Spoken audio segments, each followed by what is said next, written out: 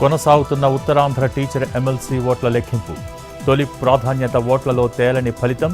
రెండవ ప్రాధాన్యత ఓట్లను లెక్కించనున్న సిబ్బంది.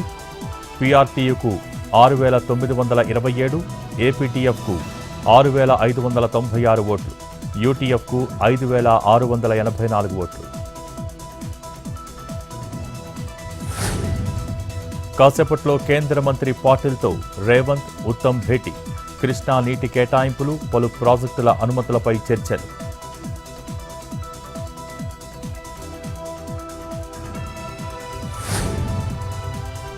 హైదరాబాద్ బుద్ధ భవన్లో హైడ్రా ప్రజావాణి. ఫిర్యాదు చేసేందుకు పోటెత్తుతున్న బాధితులు. అమీన్పూర్ పెద్ద చెరువుపై విచారణ చేపట్టాలని వినతులు.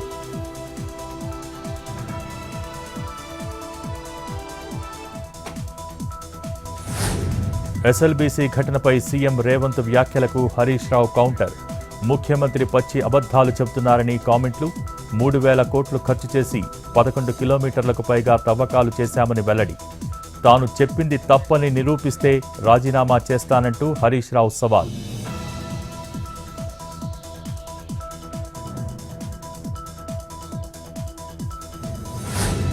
త్వరలోనే ఏపీలో 16,347 టీచర్ పోస్టుల భర్తీ. వైసీపీ సభ్యులు అడిగిన ప్రశ్నకు అసెంబ్లీలో మంత్రి లోకేష్ సమాధానం. అన్ని విద్యాసంస్థల్లో డ్రగ్స్ వద్దు బ్రో క్యాంపెయిన్ చేపడతామని వెల్లడి.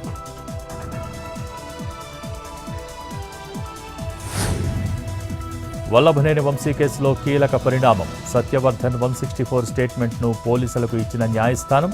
ఫిర్యాదును వంశీ బలవంతంగా విత్డ్రా చేయించినట్టు కంప్లైంట్.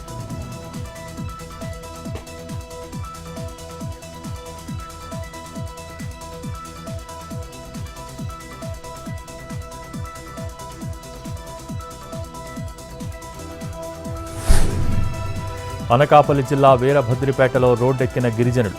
తమ గ్రామానికి రహదారి సౌకర్యం కల్పించాలంటూ నిరసనలు. మోకాళ్లపై కూర్చుని డిప్యూటీ సీఎం పవన్ కళ్యాణ్కు మొర. సకాలంలో వైద్యం అందక 3 చిన్నారులు మృత్యువాత పడ్డారని ఆవేదన.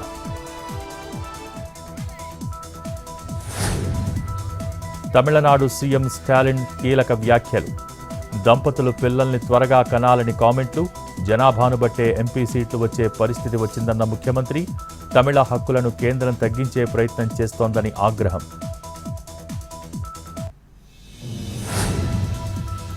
గుజరాత్ పర్యటనలో ప్రధాని మోడీ. ససన్గిర్ జాతీయ ఉద్యానవనం సందర్శన.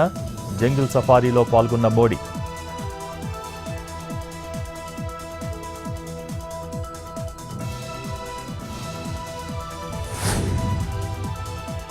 జీఎస్టీ వసూళ్లలో కీలక పరిణామం. ఒక్క నెలలోనే 1,84,000 కోట్ల రాబడి. గత ఏడాదితో పోలిస్తే 9.1% వృద్ధి రేటు నమోదు.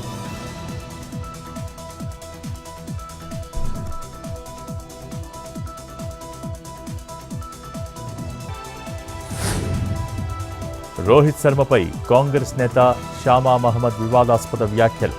రోహిత్ శర్మ ఫ్యాట్గా ఉన్నారు, బరువు తగ్గాలంటూ ఎక్స్లో పోస్ట్. ఆకట్టుకునే కెప్టెన్ కూడా కాదంటూ ట్వీట్. రోహిత్ ఫ్యాన్స్ ఆగ్రహం వ్యక్తం చేస్తుండటంతో తన వ్యాఖ్యలను సమర్థించుకున్న షామా.